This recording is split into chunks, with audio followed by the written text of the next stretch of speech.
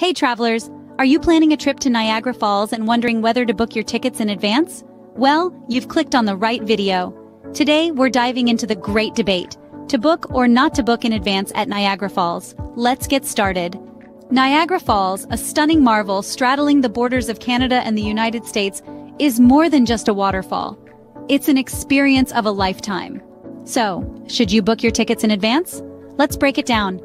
If you're the type who loves a well-organized trip with lively guides dishing out fascinating facts, booking a tour in advance is a no-brainer.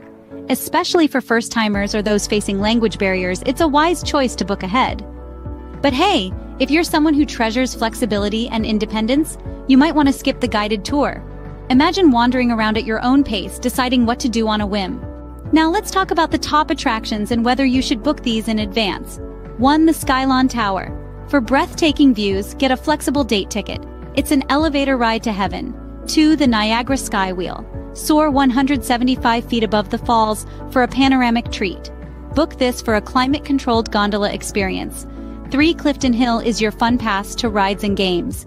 No need to book in advance, just show up and have a blast. 4. Snag a combo ticket for the Frewin Theater and Niagara Adventure Theater. It's magic and history rolled into one. 5. Don't miss the historical tour at the Niagara Park's power station.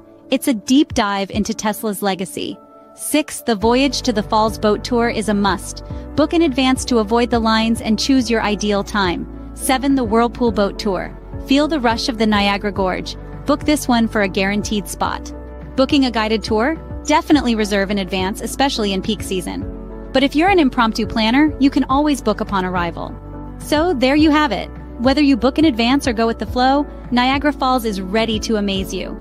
Don't forget to like, share, and subscribe for more travel tips. Until next time, keep exploring.